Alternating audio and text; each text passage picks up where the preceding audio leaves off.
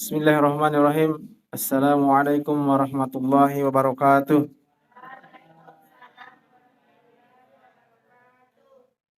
Yang terhormat Bapak Kepala Madrasah, yang kami hormati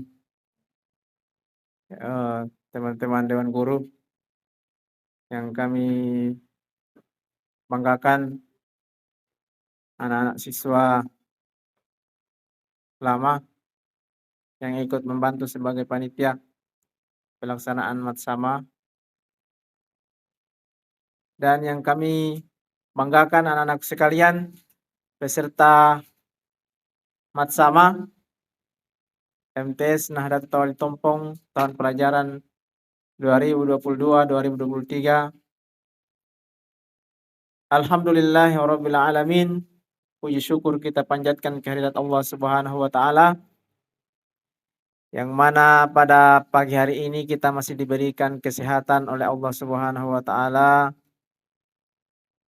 sehingga kita bisa hadir di madrasah kita ini meskipun cuaca kurang mendukung.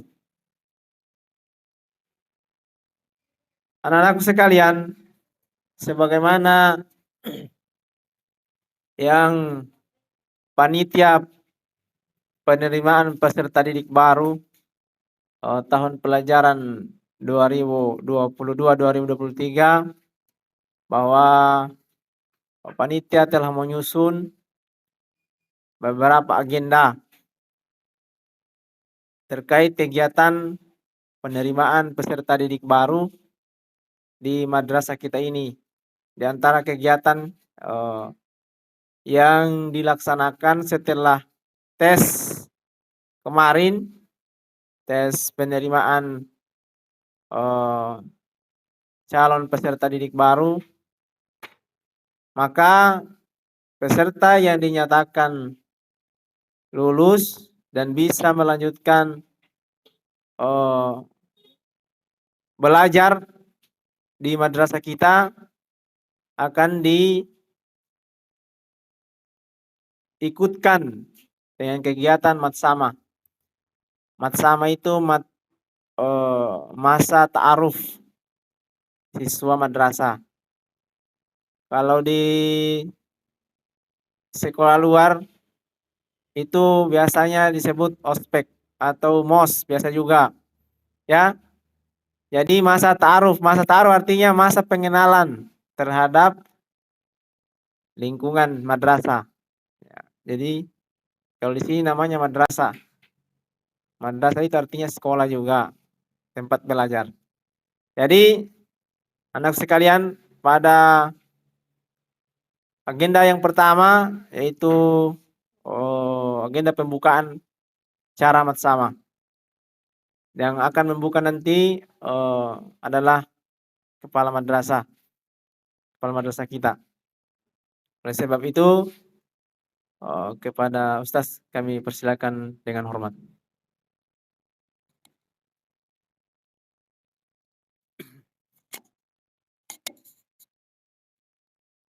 Bismillahirrahmanirrahim.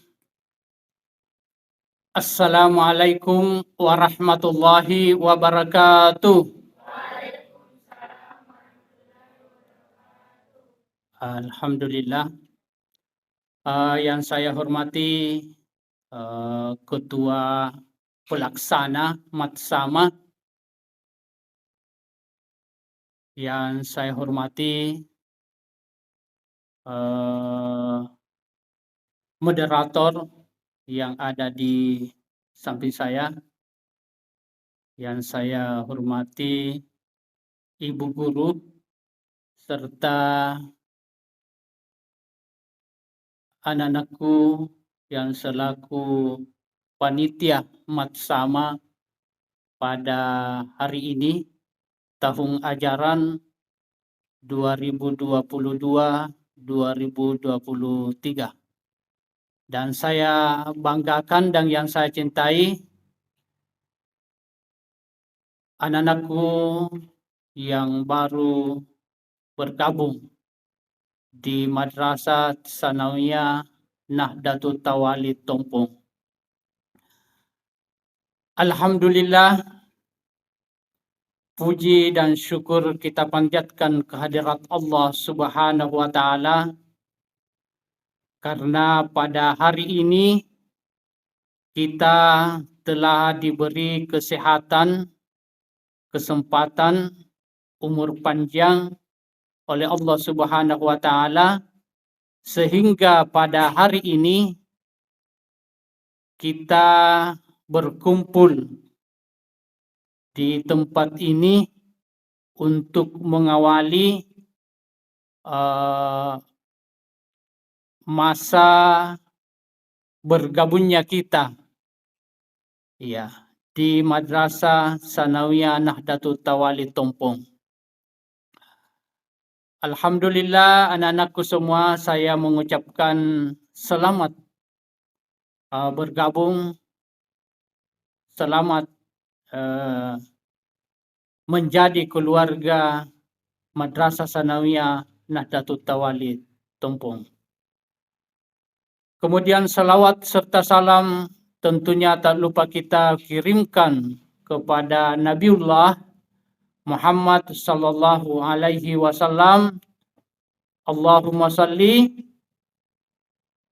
ala Sayyidina Muhammad wa ala ali Sayyidina Muhammad. Ayo salawat dulu. Allahumma salli ala Sayyidina Muhammad wa ala ali Muhammad.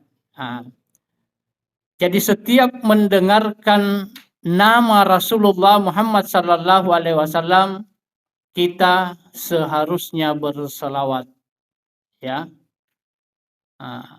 Allahumma salli ala Sayyidina Muhammad wa ala ali Muhammad.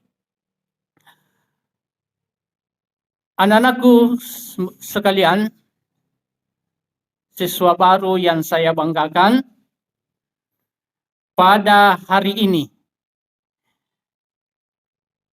tanggal 14 bulan 7 kita mengadakan kegiatan seperti yang disampaikan moderator tadi, bahwa pada hari ini kita melaksanakan masa pengenalan madrasah yang biasa disebut di sekolah lain adalah MOS atau MSL, ya, di sekolah-sekolah, ya, masa pengenalan lingkungan sekolah. Jadi namanya lingkungan sekolah tentu perlu kita kenali, ya, yang mana itu yang berada di lingkungan sekolah, seperti guru kita, sekolah kita, teman-teman kita, harus kita kenal semua. Kenapa? Karena kita sudah berada di dalam menjadi keluarga madrasah. Jadi kita semua ini guru, kepala madrasah, siswa, ya, tentu harus mengenal lingkungan sekolahnya, teman-temannya, lebih-lebih gurunya. Ya, jangan sampai ada siswa tidak kenal gurunya. Wah, ini tidak wajar kalau ada siswa tidak kenal gurunya. Ya, kurang berkahnya. Jadi guru itu harus kita kenal.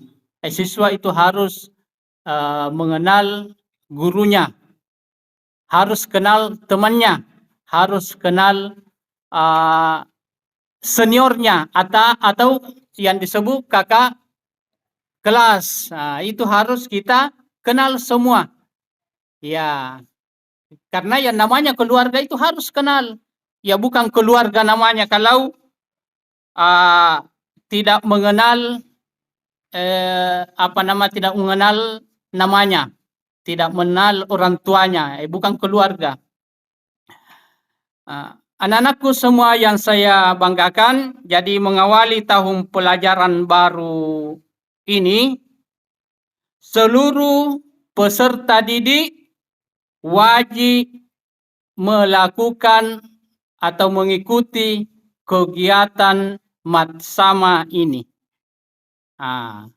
Wajib. Ya. Berapa hari kita laksanakan kegiatan ini? 3 hari ya. Ya. Masukin.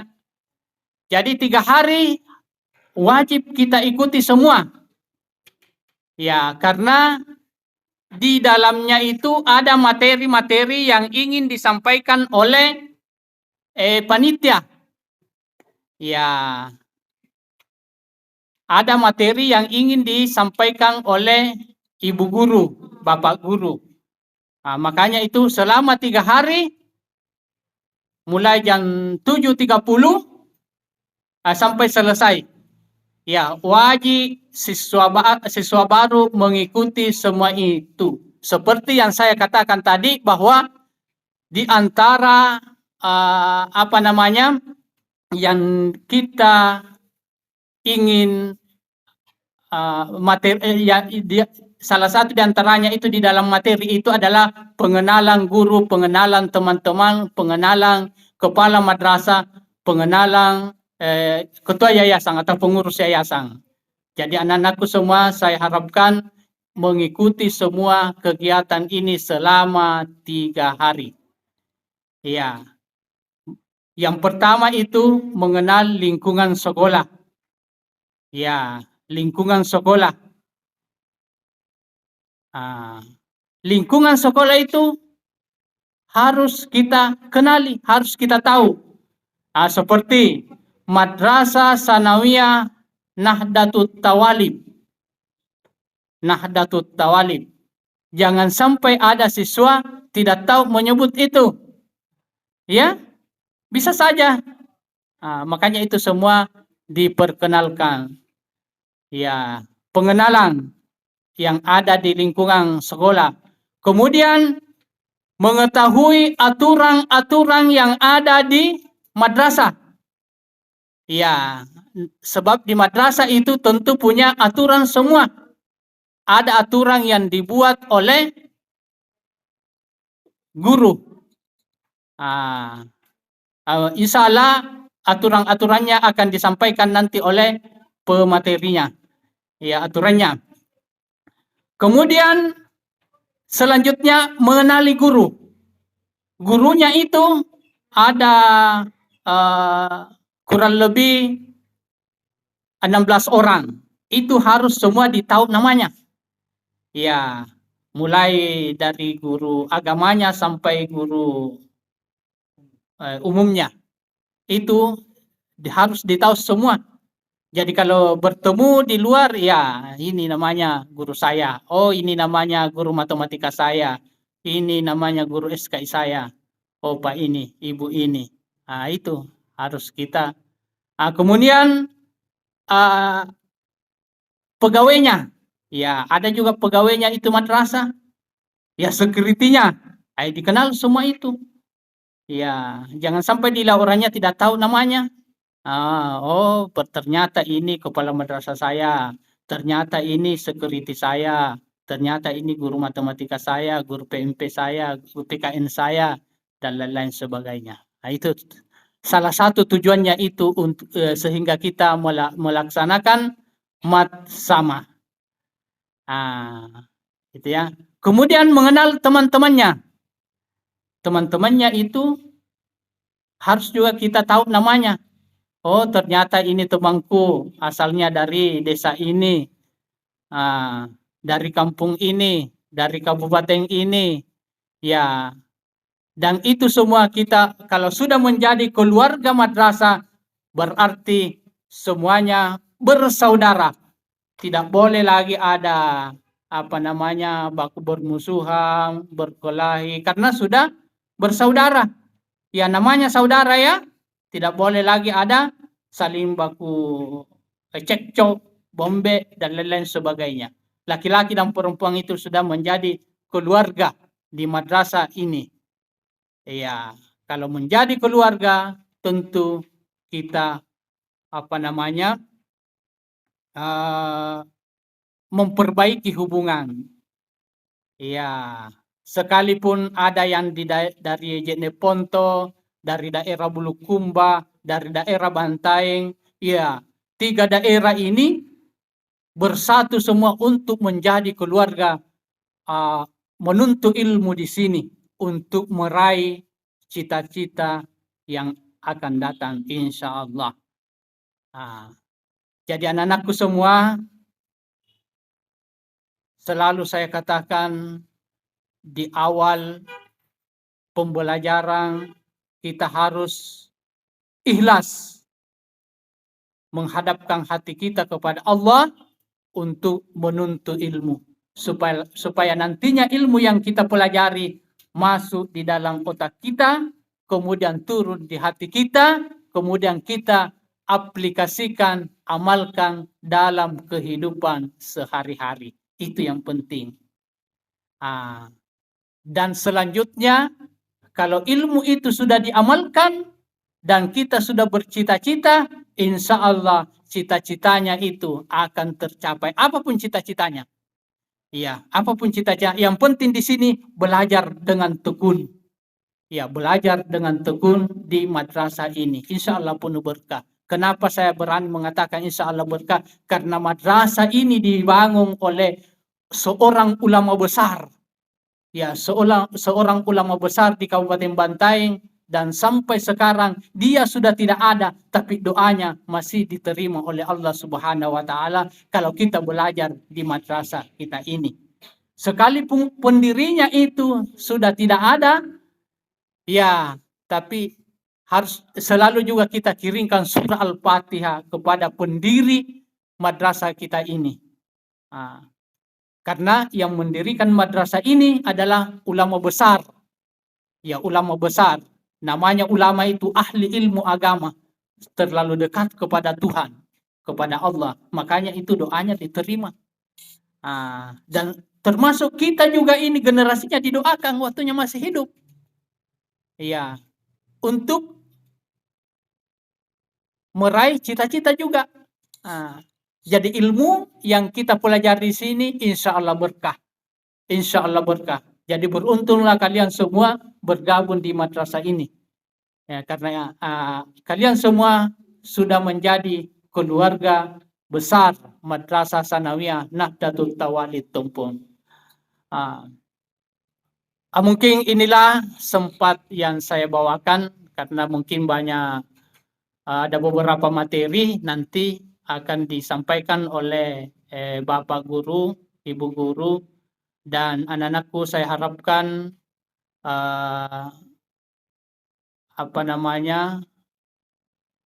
selama 3 hari ini ikuti dengan full. Ya, mungkin sampai jam berapa Pak Buding ini? Sampai jam berapa selesai? Jam 12. Jam 12. Ya. Jadi insya Allah besok kita hari kedua nanti kita salat duha berjamaah ya. Sebenarnya hari ini kita melaksanakan salat duha berjamaah karena situasi hujan tadi sehingga tertunda.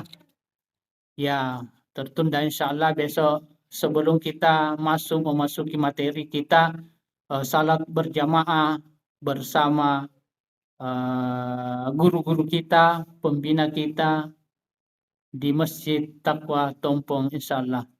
Inilah yang saya sampaikan. Mudah-mudahan apa yang saya sampaikan bisa kita pahami, bisa bermanfaat. Wallahu muwaffiq ila aqwamit thariq. Wabillahi taufiq wal hidayah. Dibuka ya. Pada hari ini tanggal 14 bulan 7, kami atas nama Kepala Madrasah dan seluruh pembina dan mewakili pengurus yayasan membuka kegiatan ini dengan membaca Bismillahirrahmanirrahim. Wassalamualaikum warahmatullahi wabarakatuh.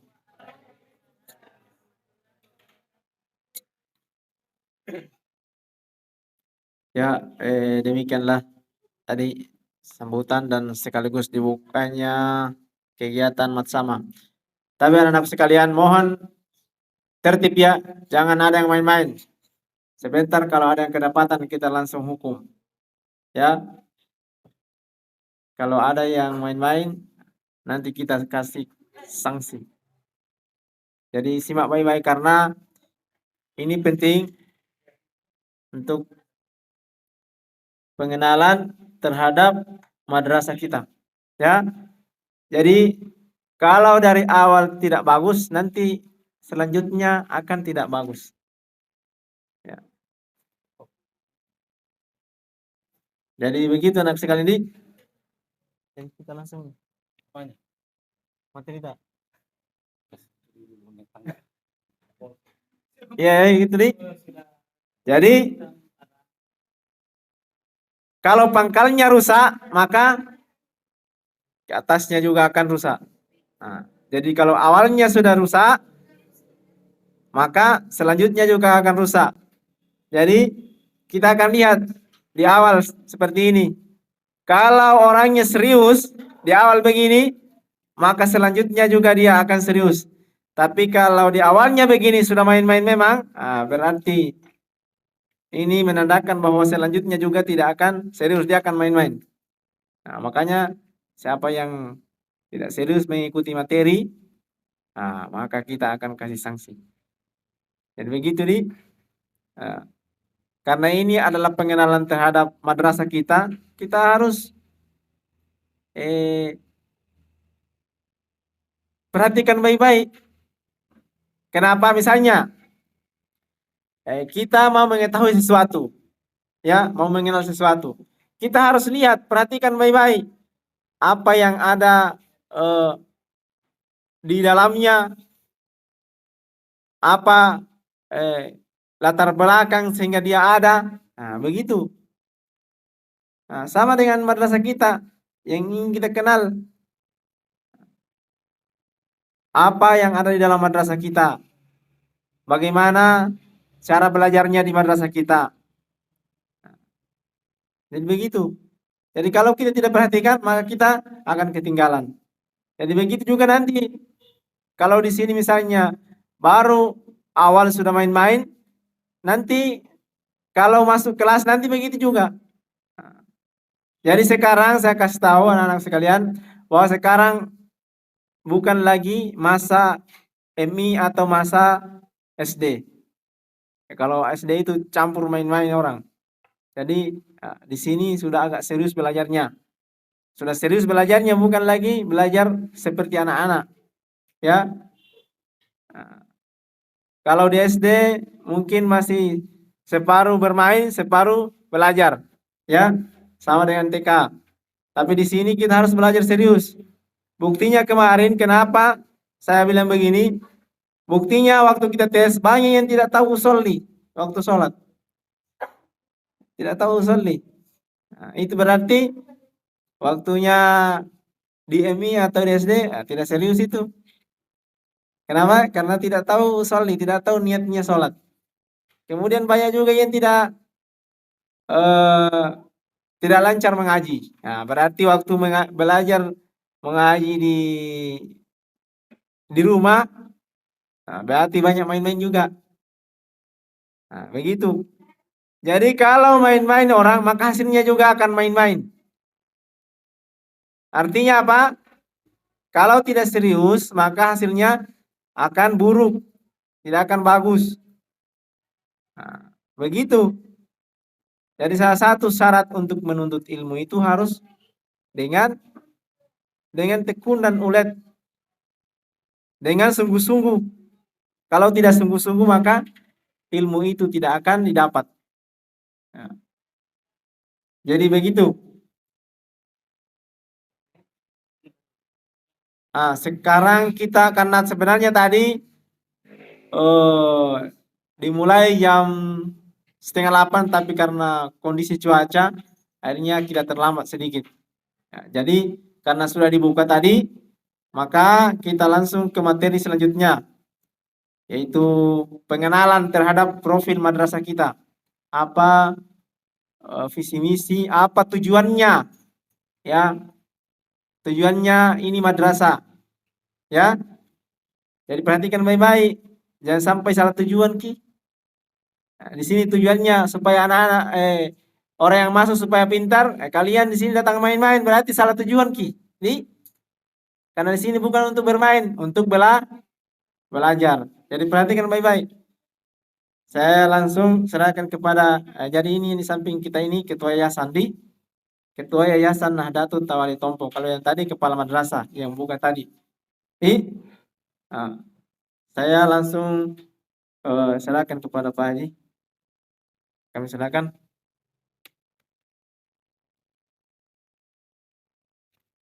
Bismillahirrahmanirrahim. Assalamualaikum warahmatullahi wabarakatuh.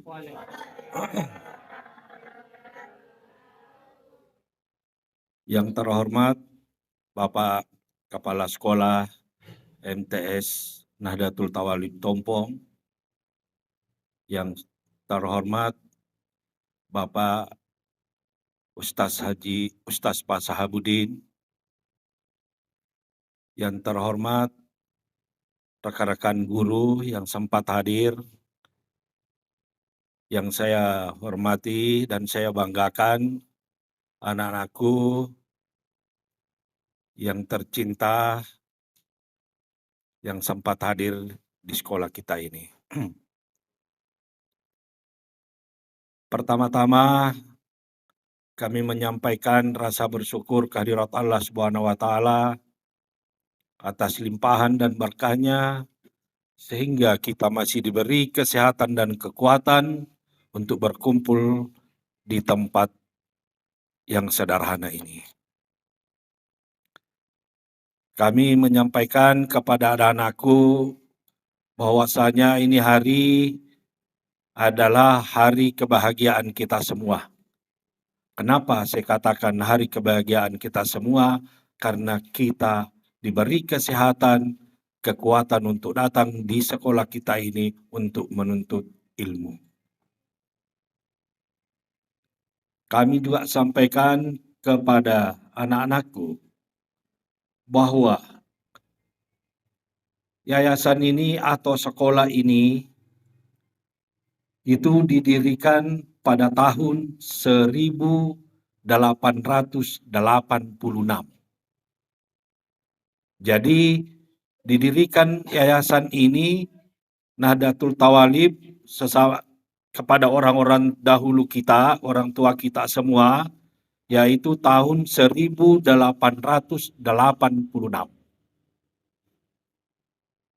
Jadi umur sekarang kita punya yayasan sudah kurang lebih 136 tahun. Jadi sudah banyak yang berhasil di sekolah kita ini. Dan kalau saya tidak salah ingat, sekolah kita ini adalah sekolah pertama Yayasan Nahdlatul Tawalib Tompong di Kabupaten Bantaeng. Lebih duluan yayasan kita dibanding sekolah Muhammadiyah yang ada di Masjid Raya dengan Ma'arif Lasepang. Apalagi kalau DDI. Jadi, masjid didirikan tahun 1885. 1 tahun didirikan masjid, baru orang tua kita ini, orang pendahulu kita yang membangun yayasan ini. Sekolah kita dulu tahun 1886 itu masih pakai, ibaratnya di saat sekarang dia bilang orang Bantaeng itu pakai tekde, masih gubuk. Orang sekolah dia pakai gubuk, pakai dinding gubuk itu yang dari bambu. Pada saat dia sekolah, dia bisa melihat ke sebelah di ruangan. Dia agak lubang-lubang karena namanya pakai dinding bambu. Itu pada tahun 1886.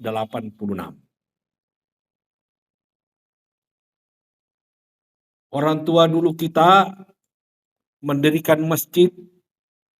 Pada saat dulu sebelum masjid didirikan itu ibaratnya di saat sekarang adalah sanggar. Tapi dulu ibaratnya dulu dibilang sanggar, sekarang dibilang musallah. Jadi dulu di sebelah di sini yang rumah batu ini di belakangnya pondok itu, di situ awal sanggar atau musallah.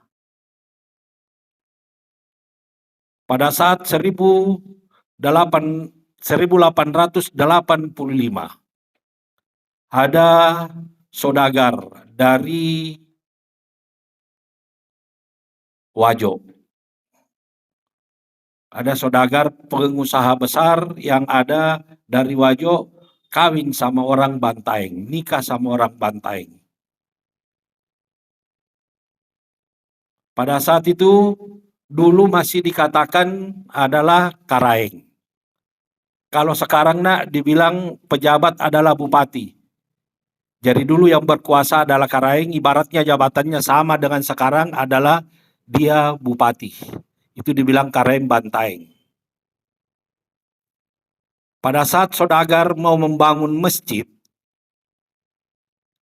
kita ini Masjid Taqwa, dia menyampaikan kepada pemerintah Kabupaten Bantaeng, yaitu adalah Karaeng Bantaeng, sekarang dibilang bupati, minta izin untuk meningkatkan sanggar itu menjadi masjid. Pada saat dia minta izin sama Karaeng Bantaeng atau pemerintahan pada saat itu, disampaikan untuk meningkatkan sanggar menjadi masjid. Karena kenapa? Sudah tidak bisa ditampung lagi jemaah. Karena semua orang-orang dahulu kita sholatnya di Masjid Taqwa. Karena Masjid Taqwa yang pertama ada di Bantaeng. Tidak ada masjid lain kecuali Masjid Taqwa. Jadi dia itu dulu dari Onto, dari mana desa-desa itu sholatnya di Masjid Taqwa. Apalagi kalau hari Jumat. Dulu orang-orang dulu sholat di masjid itu, sekarang kita pernah lihat atau kita sudah lihat sekarang yang dipakai sholat cuma lantai 1. Dulu lantai 2 full. Karena semua orang Bantaeng, orang dahulu kita sholat di Masjid Taqwa. Dan pada saat itu belum ada kendaraan. Jadi bayangkan dari gunung itu jalan kaki ke Masjid Taqwa untuk pergi sholat.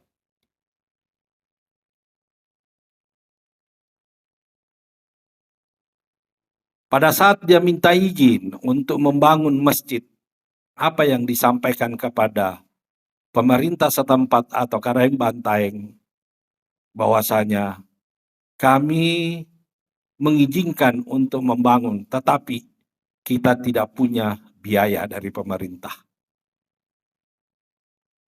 Saudagar kita ini adalah pengusaha besar atas nama Labandu, yang orang Wajo kawin di Bantaeng, dia sampaikan, saya tidak meminta biaya sesen pun dari pemerintah, saya cuma datang minta izin untuk membangun Masjid Taqwa Tompong.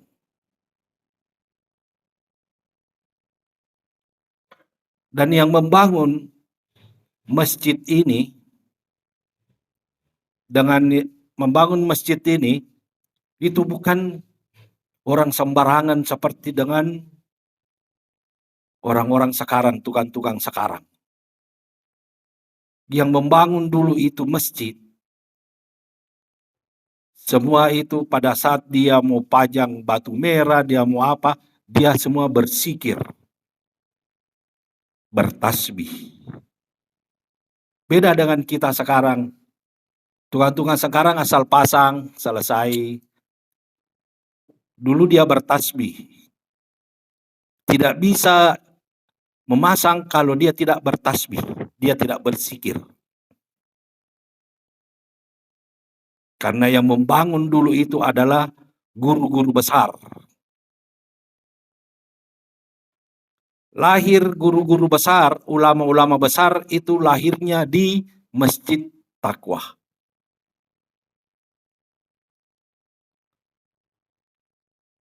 Itu kelebihan masjid kita.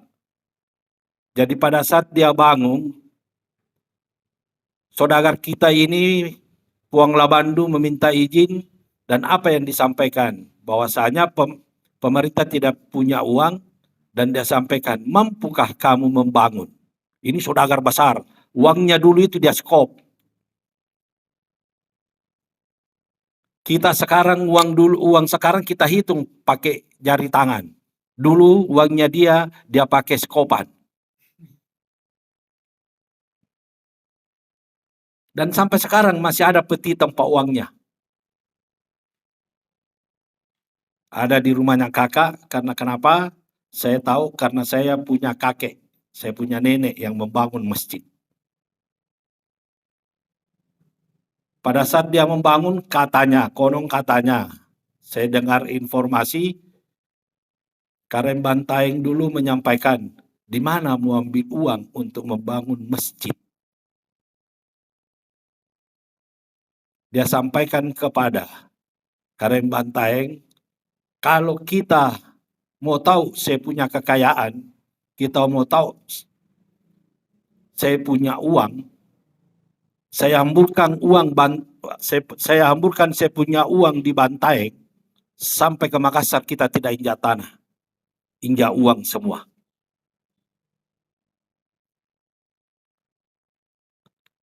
Kalau dia sampaikan lagi, kalau kita bisa hitung daunnya pohon asam, berarti kita juga sudah bisa hitung saya punya uang.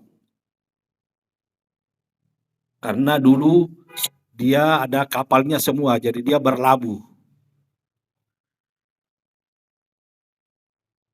Ini Puang Labandu, lantaran kayanya, dia punya wakaf di Tanah Suci, Saudi Arabia.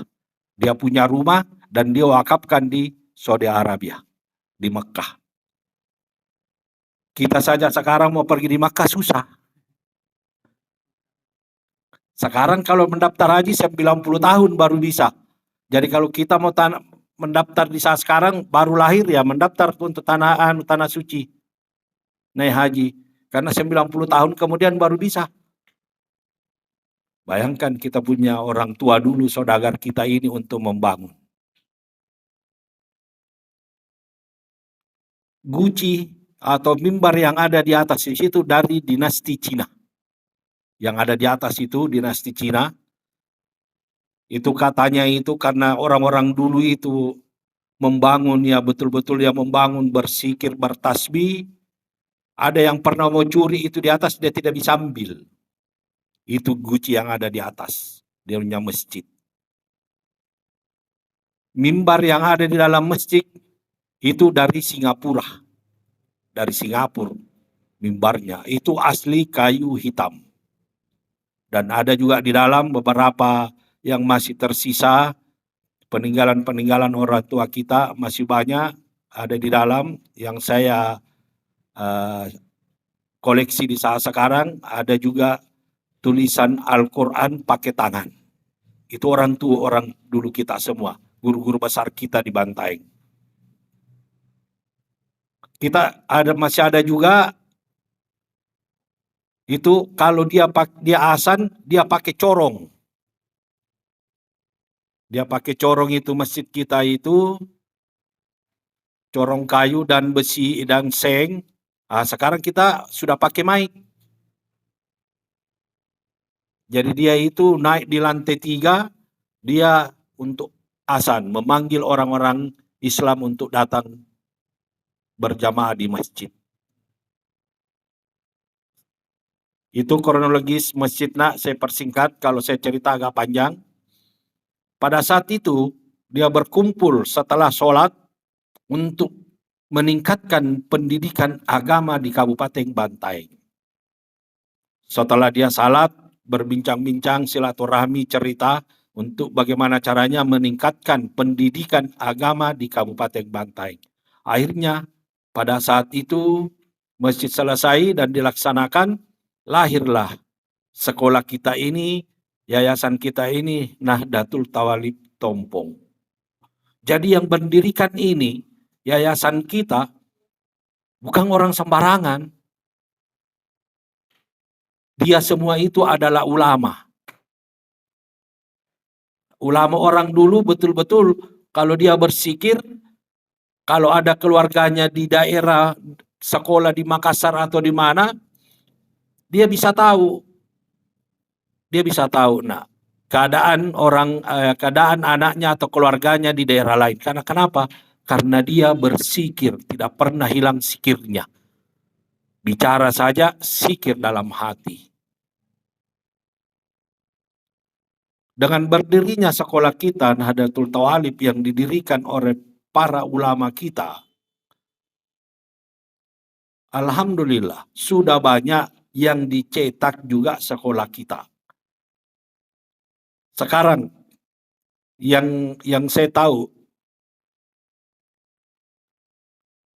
Pak Kandep sekarang itu asal sekolah di sini, tamat di sini. Kandep Agama, Pak Ustaz Hamzah, Ketua Pimpinan DDI, Pimpinan Asadiada Poko, itu sekolah di sini, tamat di sini.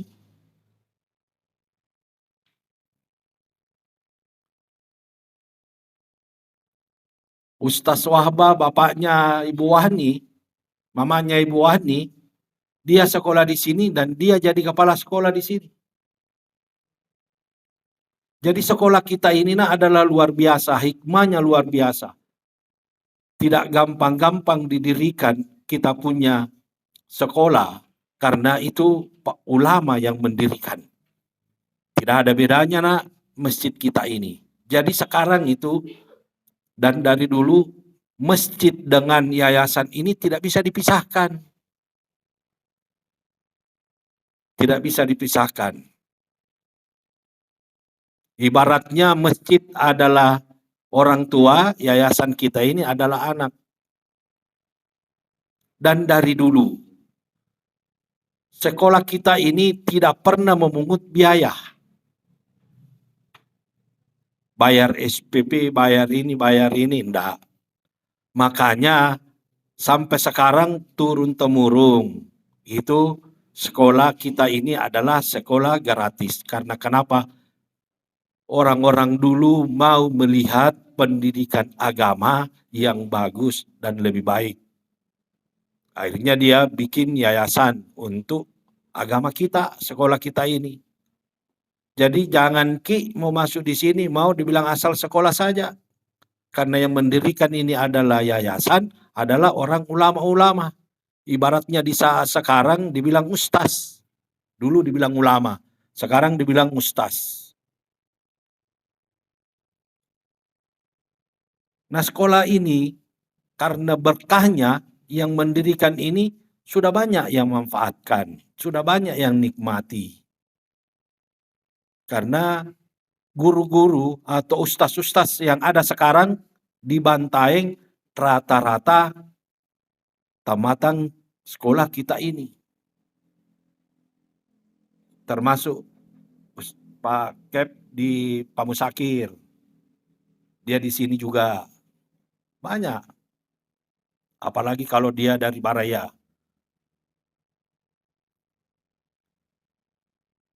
Kalau kita mau betul-betul sekolah, yakin dan percaya berkahnya sekolah kita ini luar biasa. Karena kenapa? Rata-rata yang saya ketahui, Ustaz, guru-guru agama yang pernah mengabdi di sini jadi honor, itu dari sini semua. Dia menjadi PNS. Di sini dulu sekolah. Di sini mengabdi jadi honor, dia jadi PNS. Banyak yang diciptakan sekolah kita ini. Karena kenapa? Karena orang dulu membangun, dia bersikir, bertasbih. Tidak asal di saat sekarang asal membangun.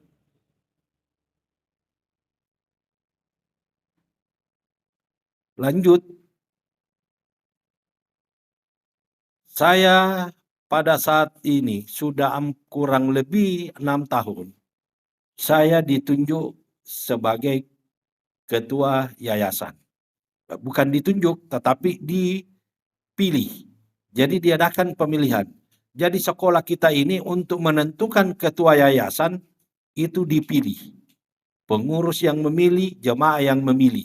Guru-guru yang ada di sekolah kita ini yang memilih untuk menjadi ketua yayasan. Pada saat itu saya yang terpilih untuk menjadi ketua yayasan dan diamanahkan untuk bisa membesarkan sekolah kita ini. Dengan jalan 4 tahun saya menjabat jadi ketua yayasan, maka alhamdulillah saya diberi berkah dan pikiran untuk membangun tahfiz, untuk meningkatkan lagi dan mengingat orang-orang tua kita pada saat yang membangun adalah ulama dan perlu kita tingkatkan, jangan ditinggalkan. Alhamdulillah, sekarang sudah jalan 2 tahun pondok kita, pondok tahfiz yang ada di sebelah.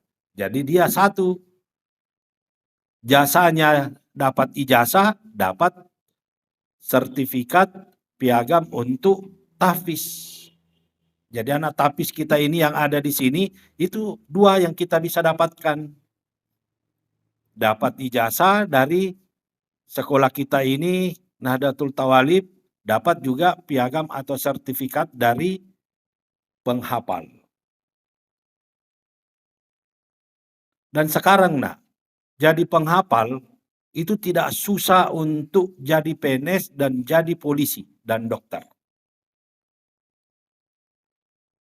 Dulu penghafal itu masih sulit untuk mau jadi PNS atau jadi polisi. Sekarang penghafal itu diutamakan untuk bisa untuk jadi polisi atau dokter.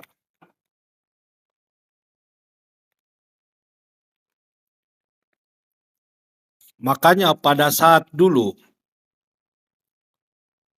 sebelum saya masuk, saya prihatin melihat sekolah kita ini. Yang disampaikan bahwasanya sekolah kita ini adalah sekolah pembuangan. Bayangkan disampaikan sekolah kita ini adalah sekolah pembuangan. Saya masuk, saya obrak-abrik. Saya tidak mau dengar sekolah kami, saya menduduki jadi ketua yayasan, dianggap bahwa sekolah kita ini adalah sekolah pembuangan. Sekolah, maksudnya sekolah pembuangan, yang nakal-nakal dikasih masuk di sini. Anak sekolah datang ya mau sekolah ya sekolah, tidak mau sekolah ya sudah. Saya tidak mau dengar yang itu. Jangan sampai ada anak-anakku atau ada kakak yang pernah sekolah di sini dia sampaikan bahwasanya kita sekolah di Nahdlatul Tawalib Tompong karena di situ itu mau kita pergi sekolah bisa tidak sekolah ya kita naik kelas, kita lulus ujian. Selama saya yang menjabat, saya tidak mau dengar lagi dengan informasi yang ada. Saya di saat sekarang saya sampaikan, kalau ada yang nakal, guru tidak mau menindaklanjuti, saya yang tindak lanjuti. Karena saya tidak segan-segan, karena kenapa? Saya mau lihat semua bisa berhasil. Kasihan kita punya orang tua, datang di sini, tidak masuk sekolah. Ibaratnya dari rumah lewat atau tidak sampai. Saya tidak mau lihat. Karena kenapa? Karena sekolah kita ini sekolah berkah. Yang mendirikan adalah ulama.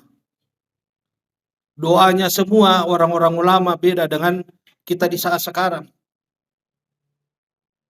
Jadi jangan makin ragu jangan makin takut. Kalau kita masuk di Nahdlatul Tawalib Tompong, insya Allah pasti berberkah sepanjang kita ada keinginan mau sekolah. Jangan asal dikatakan anak sekolah. Maunya dapat ijazah, kira-kira dalam 6 tahun kita sekolah. Pagi bangun tidur, minta uang sama orang tua, datang di sekolah, 1 jam di sekolah tinggalkan. Tamat, dapat ijazah, apa hasil? Kalau cuma ijazah disimpan di dalam lemari, kan tidak ada gunanya. Saya menjabat di sini karena dipilih, dan saya sampaikan, saya namanya nakal, pernah jadi nakal. Jadi saya ditunjuk di sini bukan sebagai ustaz, tetapi saya ditunjuk di sini sebagai ketua yayasan, dan saya sampaikan, saya pernah tonjak nakal. Dengan pengalaman yang ada itu, yang saya buang, yang jelek, yang baik, saya pertahankan. Itulah yang saya mau jalankan, dan saya jalankan untuk di saat sekarang di sekolah kita ini. Saya dulu sekolah juga di Makassar. Saya tamat di SMA 1 Negeri Makassar.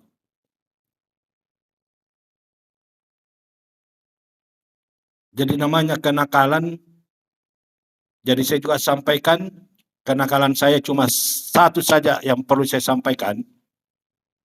Kalau kita mau berubah, kenakalan saya dulu di Makassar, dalam sebulan, saya disourcing 1 minggu, tiap bulan. Bukan dia bilang 1 kali 1 tahun, tiap bulan disourcing, tiap bulan disourcing.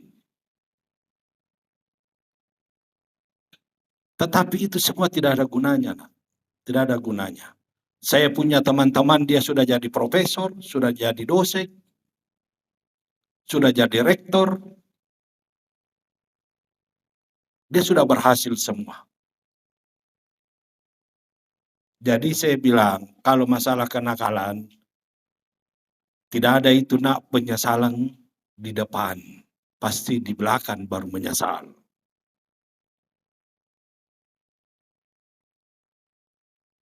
Itu perlu saya sampaikan sekalian dengan arahan, dengan pengalaman-pengalaman yang ada. Satu contoh kemarin, saya punya karyawan, operator, sopir mobil, sopir loader. Dia saya suruh mendaftar di perusahaan UHADI. Saya kasih pengalaman kerja, apa yang disampaikan saya tidak bisa masuk. Padahal dia kelebihannya luar biasa, keahliannya luar biasa. Apa yang dia sampaikan? Saya tidak punya ijazah.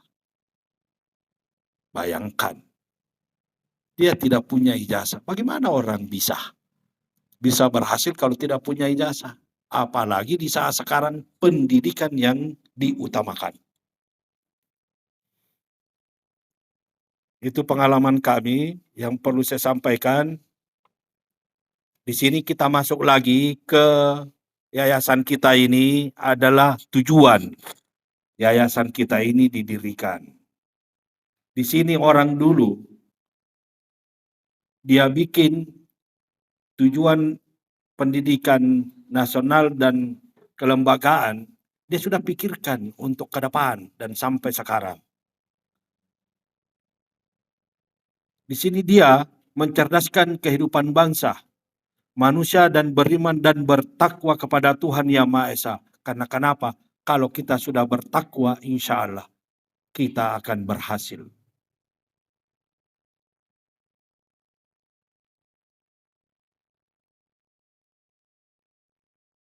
Dan mempunyai budi pekerti yang luhur, mandiri, kepribadian yang mantap, kesehatan rohani, jasmani, dan keterampilan pengetahuan, mempunyai rasa bertanggung jawab. Karena kalau kita berani bertanggung jawab, yakin dan percaya, kita adalah anak yang luar biasa. Karena terkadang ada pepatah menyampaikan, lempar batu sembunyi tangan. Maksudnya dia yang berbuat, dia tidak mau bertanggung jawab.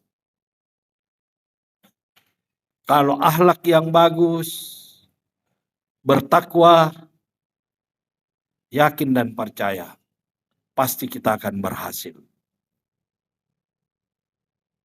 Dan visi misi sekolah kita MTS Nahdlatul Tawalib Tompong berpendidikan dasar perlu mempertimbangkan harapan siswa, orang tua murid, dan masyarakat di dalam merumuskan visi madrasah.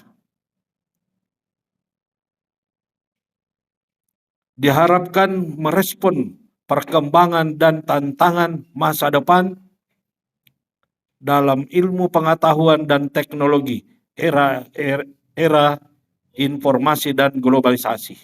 Orang dulu sudah bikin visi misi, dia sudah tahu. Hebatnya orang-orang dulu. Dia sudah pikirkan berapa tahun, berapa puluh tahun ke depan. Karena kenapa? Karena akhlak yang bagus, zikirnya tidak pernah hilang, apalagi kalau sholatnya, sholat 5 waktunya. Kalau orang rajin sholat, 5 waktu, yakin dan percaya, pasti kita berhasil. Dan tidak ada orang rajin sholat 5 waktu kayak ustaz-ustaz yang menderita, tidak ada. Orang bilang dia tidak kaya tetapi hatinya yang kaya. Banyak biasanya anak-anak masih berpikir bahwasanya itu ustaz mobilnya mobil begitu, gitu pengusaha besar. Tapi pengusaha itu belum pasti dia senang atau tidak. Di luarnya ibaratnya di saat sekarang dengan ilmu teknologi canggih, bahwasanya dia sampaikan ke Singnya Ji. HP di luar tertulis Nokia, di dalam Cina mesinnya. Ini sama. Kalau kita lihat pengusaha hebatnya, tetapi kita tidak tahu susahnya luar biasa. Saya yang merasakan dan saya memberi pengalaman kepada kita. Saya dulu bisa mendapatkan rumah, itu saya 5 kali pindah-pindah rumah. Saya ngontrak, pertama tinggal di rumah mertua. Pulang ke rumah orang tua. Setelah itu ngontrak. Selesai ngontrak, pindah lagi ke rumah mertua. Setelah itu baru saya bangun rumah. Alhamdulillah, di saat sekarang saya membangun rumah kurang lebih 500 unit. Sudah kurang lebih 500 unit saya bangun rumah. Dan pada awal tahun kemarin, sebelum saya berusaha semaksimal, susah untuk mendapatkan rumah. Tetapi apa yang disampaikan kepada ustaz-ustaz teman-teman kami, menasihati kami, dia sampaikan, perbanyak zikir, sholat 5 waktu, perbanyak sedekah. Dan jangan lupa, tiap pagi kalau perlu, itu yang saya lakukan, mudah-mudahan anak-anakku juga bisa mengikuti kami. Kalau mau bersedekah, bersedekahkah pada waktu subuh. Kalau ada wanita 500 atau 1000, kita lihat itu bangun sudah salat subuh, ada ini, ada nak beri, biar 500. Jangan mesti banyak, sesuai dengan keikhlasan. Sesuai dengan keikhlasan. Sholat subuh yang lebih diutamakan karena kenapa? Rezeki ada di situ pada saat subuh. Satu contoh yang saya sampaikan ayam kita lihat. Ayam biar bagaimana bangun jam 5 subuh. Kita lihat nih, siapa yang punya ayam di sini? Ada ayam di rumahnya? Ada semua kan? Adakah ayam tidur sampai jam 7? Tidak ada kan? Tidak ada. Lebih duluan bangun ayam daripada kita. Karena kenapa? Ayam bangun pagi-pagi dia turun untuk mencari makan. Karena pagi-pagi rezeki yang paling bagus, dan disitulah rezeki, datangnya rezeki pada saat subuh. Dia bilang, Ustaz, sholat sunat jauh lebih dibanding dunia ini. Jauh lebih bagus, jauh lebih bagaimana itu salat sunat saja. Jangankan salat subuh, salat sunat saja ini belum wajib, baru salat sunatnya. Dan lebih bagus dibanding dengan dunia ini. Nah, makanya nak masuk di sini tidak sia-sia mau jadi sekolah yayasan, sekolah agama, karena akhlak yang perlu, bimbingan yang perlu. Dibimbing untuk mengaji, makanya sekolah kita ini ada sholat duha, sholat duhur, belajar agama. Karena orang-orang dulu, visi misinya orang-orang dulu dia sudah bisa pikirkan untuk berapa puluh tahun. Satu contoh di saat sekarang nak, dengan bobroknya orang-orang kita di Indonesia. Karena pengalaman yang saya lihat, kita dibodoh-bodohi di saat sekarang pada orang-orang luar, orang Cina, orang-orang luar negeri. Karena kenapa? Di orang-orang luar ciptakan makanan-makanan yang pakai formalin. Dianggap bahwa makanan ini murah.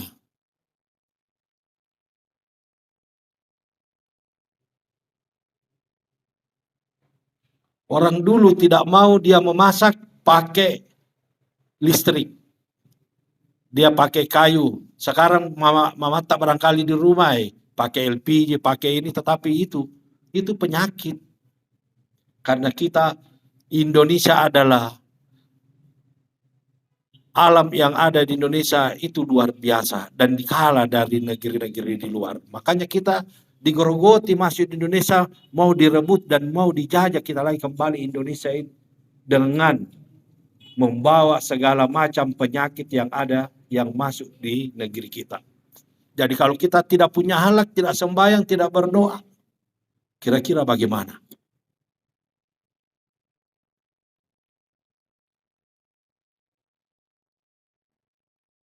Jadi ada sekolah nak, sekarang banyak sekolah pendidikan negeri, ada SMP. Tapi itu beda karena kurang agamanya.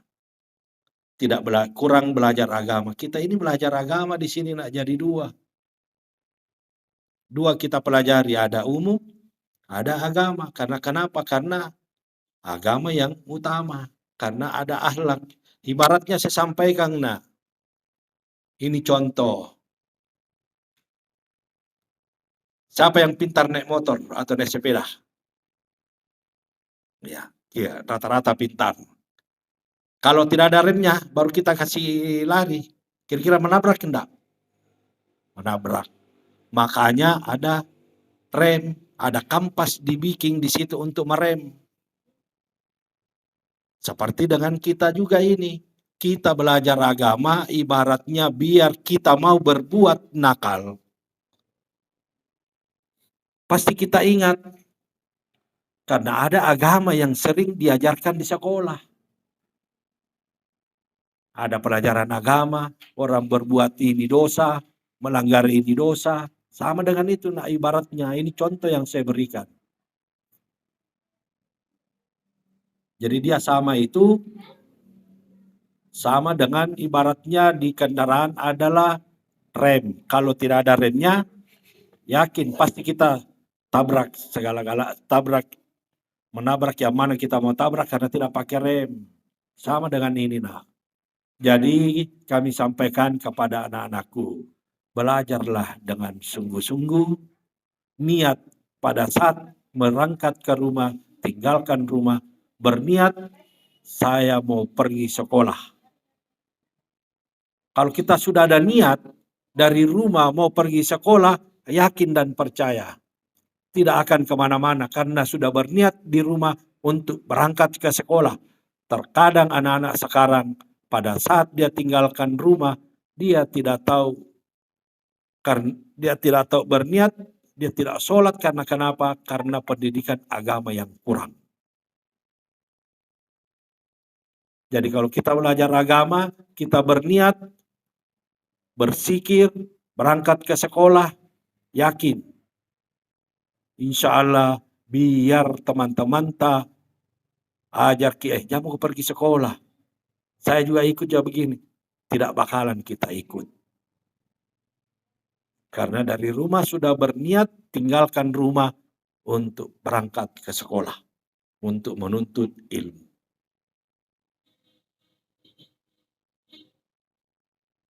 Itu barangkali yang perlu saya sampaikan. Dan saya sampaikan kepada anak-anakku kemarin waktu pembakalan. Siapa yang saya hukum?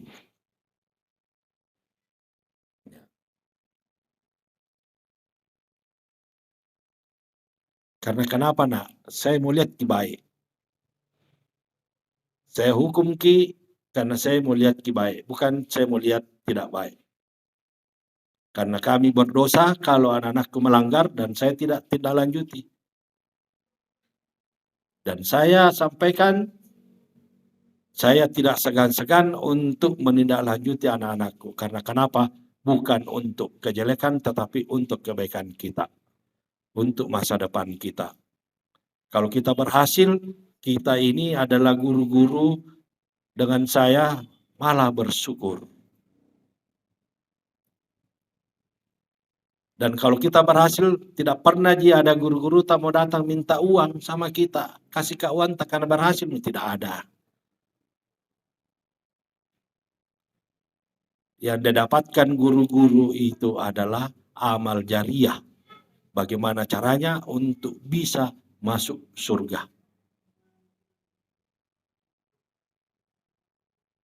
Itu barangkali penyampaian yang saya sampaikan kepada anak-anakku. Semoga apa yang saya sampaikan bisakah mendapat berkah sama kita dan bisa meresapi dan merenungi bagaimana sekolah kita ini. Yang perlu kami sampaikan sekali lagi bahwa sekolah kita ini yang dirikan yayasan kita ini ulama. Dibaratkan sekarang ustaz-ustaz dan itu semua adalah zikirnya luar biasa. Jadi jangan makin ragu nak, mau datang sekolah dibilang sekolah Nahdlatul Tawalib Tompong ini begini. Tidak. Karena kenapa? Yang dirikan adalah ulama, ustaz, dia sudah doakan memang. Visi misi saja yang saya sampaikan. Bayangkan sekarang itu 135 tahun nih sekolah kita ini berdiri. Dia sudah pikirkan apa yang terjadi akan datang. Apa yang terjadi di saat sekarang. Lantaran hebatnya kalau kita sholat zikir. Anak-anakku di sini pintar berzikir enggak? Siapa yang tidak pintar berzikir? Hah? Angkat tangan yang tidak tahu. Berarti tahu semua. Coba kita berzikir. Bertasbih. Tahu? Subhanallah, alhamdulillah. Hah? Ini calon pesantren itu tapis. Pintar ini. Ini yang besar ini, badannya ini. Pintar jadi berzikir, bertasbih. Coba beda. Alhamdulillah. Kalau kita sudah ada sedikit agama, sudah tahu berzikir, bertasbih, sudah ada sholat, insya Allah guru-guru di sini akan kembangkan. Guru-guru akan tingkatkan sholat duhanya dengan salat duhurnya. Itu penyampaian kami. Semoga apa yang saya sampaikan ada berkahnya Dan saya tutup, wabillahi taufiq wal hidayah. Wassalamualaikum warahmatullahi wabarakatuh.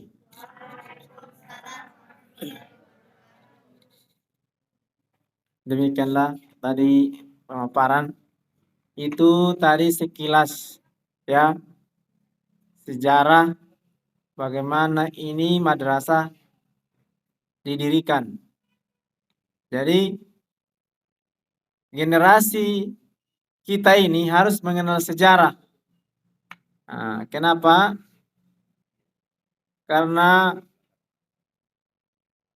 seorang tabi'in mengatakan bahwa generasi yang lupa akan sejarahnya adalah generasi yang paling buruk. Nah, contoh misalnya orang yang tidak mengenal sejarah. Sekarang itu ada orang tidak mau menghormati bendera. Tidak mau hormat sama bendera. Nah, ini orang seperti ini sebenarnya dia tidak mengenal sejarah. Bagaimana itu bendera merah putih itu bisa ada. Bisa ada sampai sekarang. Itu orang tidak kenal sejarah. Jadi kita harus tahu sejarah. Bendera merah putih itu berapa juta jiwa yang dikorbankan oleh pahlawan kita. Nah, itu baru ada bendera merah putih. Banyak nenek moyang kita yang terbunuh oleh penjajah. Nah, kita harus tahu sejarah. Supaya kita semangat belajar. Oh, ternyata Madrasah Sanawiyat Nahdlatul Tawal Tompong itu begini. Nah, maka saya harus semangat belajar. Ternyata madrasah ini ada karena doa dan kerja keras para ulama terdahulu. Nah, itu kita harus tahu begitu. Sehingga dengan kita mengenal sejarah itu, maka kita akan semangat belajar. Contoh juga, misalnya kita sekarang nanti akan belajar namanya pelajaran Quran hadis.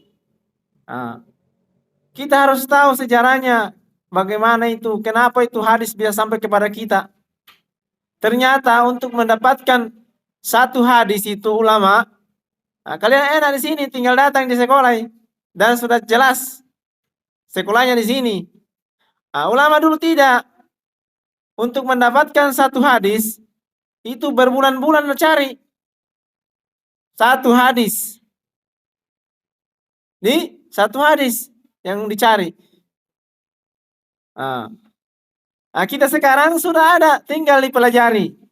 Nah, itu untuk motivasi supaya kita itu semangat belajar. Jadi dulu orang susah payah untuk mencari ilmu. Bahkan ada orang yang ada ulama mencari ilmu itu hanya berbekal roti kering. Nah, kalian sekarang tidak. Kalau lapar ada kantin tinggal beli. Nah, dulu tidak. Ulama dulu mencari ilmu itu seperti orang yang berjuang, seperti orang yang terasingkan. Dan mereka berjalan mencari ilmu itu. Dan kalau sudah dapat satu hadis, tidak langsung diambil, dicek dulu. Ini orang jujur atau tidak. Nah, kalau misalnya jujur, terus dicari lagi, ini orang hafalannya kuat atau tidak. Kalau tidak, maka dia tidak ambil ki. Bayangkan sudah berbulan-bulan cari, dapat satu hadis, kemudian orangnya yang didapat itu orangnya pernah berdusta satu kali saja, pernah berbohong. Tidak ambil, sudah berusaha payah, didapat tapi ternyata tidak diambil karena cacat. Nah, kalian sekarang enak, sudah jelas ini sahih, ini lemah hadisnya.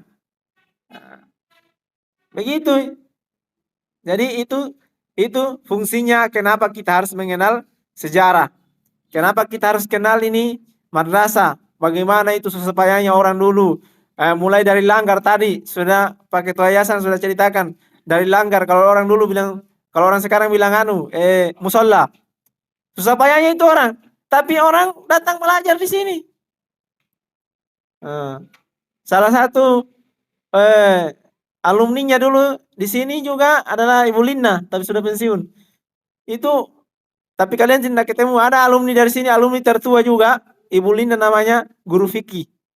Jadi guru agama di sini PNS dan sudah pensiun, baru-baru pensiun. Nah, itu kenapa harus kenal sejarah? Karena kita untuk menyemangati kita supaya kita itu rajin dan ulet untuk belajar. Nah, kalau kita tidak tahu sejarah, maka seperti itu tadi. Seperti itu kasusnya tidak mau hormat bendera karena tidak tahu sejarah. Bagaimana itu orang berdarah-darah berjuang. Nah, itu. Jadi makanya saya bilang tadi simak baik-baik supaya itu untuk motivasi kita ke depan. Nah, kalau tidak ada motivasi biasanya orang itu tidak serius datang. Kenapa kau datang sekolah? Disuruh ji bapakku. Tidak ada keinginan dari dirinya. Jadi orang datang belajar. Kenapa kau belajar? Saya ingin tahu ilmu. Nah, begitu. Jadi biar kalian datang kalau tidak ada tujuannya mencari ilmu, maka begitu hasilnya. Tidak ada yang didapat. Nah, jadi begitu anak sekalian.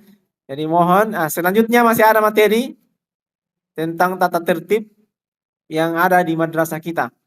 Ya. Tata tertib yang ada di madrasah kita, khususnya untuk Madrasah Sanawiyah Nahdlatul Tawal Tompong.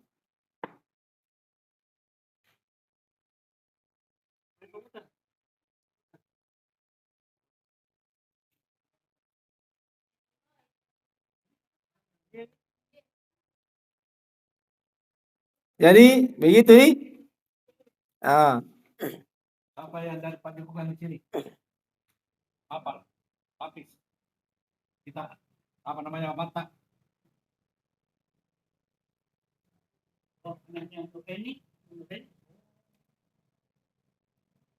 Ya. Jadi begitu. Mengenal sejarah, mengenal profil atau sejarah madrasah itu untuk menyemangati kita supaya kita itu rajin belajar, tidak asal-asalan, agar tekad kita itu kuat. Ya. Jadi tadi sudah disinggung sama Pak Ketua bahwa di sini sudah mengeluarkan alumni terbaik. Jadi sekarang itu Pak Kandep, beliau sendiri yang kemarin waktu LDK di sini, beliau sendiri yang bilang di sini, bilang kalian itu harus tahu bahwa saya ini, dia sendiri bilang di sini, saya ini alumni Nahdlatul Tawal Tompong, madrasah di sini. Jadi kalian jangan pesimis belajar di sini. Jadi apa yang orang pelajari di luar ada di sini. Bahkan orang belajar di SMP tidak didapat apa yang kita pelajari di madrasah. Nah, contoh Quran hadis tidak ada itu di SMP. Kalau di SMP karena saya ini dulu sekolahnya SMP, nanti kalau SMA-nya baru pesantren, itu di SMP garo-garo pelajarannya. Di situ di situ fikihnya. Nah, belum tuntas fikih, belajar lagi hadis. Tapi tuntas karena begitu garo-garo. Dia hanya ambil secara garis besarnya, tidak secara terperinci. Nah, beda itu orang yang belajar secara terperinci dengan orang belajar secara garis besarnya saja. Nah, beda pengetahuannya. Jadi dia terperinci kalau di sini. Termasuk SKI, Sejarah Kebudayaan Islam. Kalau di luar hanya sejarah saja. Sejarah Indonesia misalnya. Sejarah kemerdekaan, sejarah perjuangan bangsa-bangsa dunia. Nah, itu kalau di sini sejarah kebudayaan Islam, bagaimana itu perkembangan Islam dari masa ke masa, mulai dari zaman Rasulullah Nabi Muhammad SAW sampai zaman kekhalifahan. Nah, jadi begitu secara terperinci. Nah, jadi ini semua supaya kita semangat belajar. Nah, jadi ini umur madrasah kita sudah ratusan tahun, sudah lebih 1 abad. Nah, bahkan guru-guru mungkin di sini belum lahir kayaknya, ya belum lahir yang guru-guru sekarang mengajar. Sudah ada ini madrasah dan masih berdiri kokoh, itu bukti bahwa ada berkah yang ada di madrasah kita. Jadi harus ditahu itu. Masih berdiri kokoh dan alhamdulillah banyak mencetak alumni yang berprestasi. Nah, Jadi kalian ini generasi selanjutnya harus lebih giat lagi belajar supaya nanti keluar dari sini membawa ilmu juga, membawa ilmu yang bermanfaat bagi masyarakat. Nanti belajar baik-baik karena saya kemarin perhatikan banyak yang belum kalau kelas hafiz nanti insya Allah akan diajar oleh pembinanya nanti. Tapi untuk yang formal yang non tahfiz itu nanti akan diajar langsung oleh gurunya, guru mapel BTQI, baca tulis Quran. Jadi jangan malas menghafal nih. Jadi yang tahfiz dan non tahfiz tetap disuruh menghafal itu. Jadi ada mapelnya namanya baca tulis Quran, itu disuruh juga menghafal. Meskipun tidak seperti tahfiz kelas khusus. Tahfiz itu dianjurkan untuk menghafal. Targetnya itu sampai 30 juz. Ya. Kalau dengar 30 juz langsung tidak. Semua itu butuh proses. Harus dilalui dulu baru ditahu. Kalau orang baru lihat saja, wih kayaknya sukar ini. Padahal tidak. Jadi begitu. Jadi tahfiz dan non tahfiz itu disuruh menghafal. Mulai dari surah Al-Fatihah termasuk surah-surah pendek disuruh menghafal. Jadi jangan takut dengan Al-Quran. Ada siswa biasa tidak hadir. Kenapa tidak hadir? Takut disuruh menghafal. Berarti harus diruqyah, ini ada jinnya ini kayaknya. Yang takut Al-Quran itu adalah setan. Nah, kalau ada orang takut ke sekolah, takut ke madrasah karena nanti disuruh menghafal Al-Quran, menghafal surah pendek sama gurunya. Surah pendek disuruh menghafal, takut nih. Apalagi surah Al-Baqarah. Surah Al-Baqarah itu 3 juz. Surah Al-Baqarah itu 3 juz. Pasti lebih takut lagi. Padahal itu sebenarnya Al-Quran itu adalah mukjizat. Kalau saya tanya, kalau mukjizat itu masuk ke dalam hati kita, kira-kira kita dapat nggak berkahnya? Dapat, ya. Jadi begitu anakku sekalian. Jadi jangan takut untuk belajar. Nanti selanjutnya sudah ada. Selanjutnya nanti yang akan membawakan materi adalah Ustaz Mukhtar Lutfi. Beliau adalah guru, nanti akan mengajar di sini, guru sejarah kebudayaan Islam.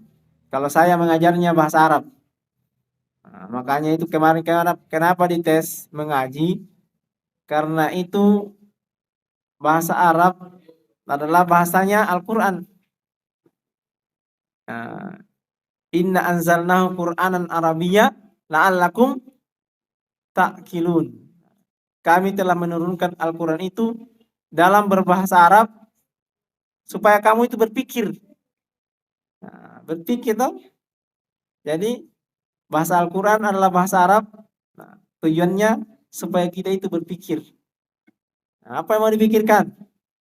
Tentang kekuasaan dan ilmu Allah Subhanahu wa taala. Saya kira siapa pendampingnya?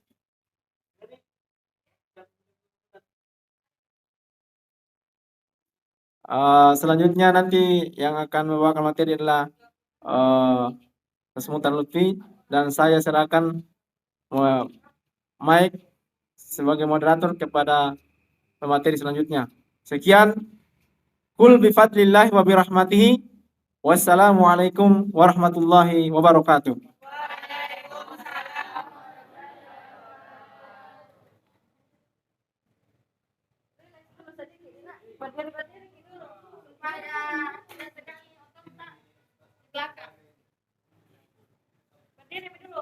Berdiri dulu.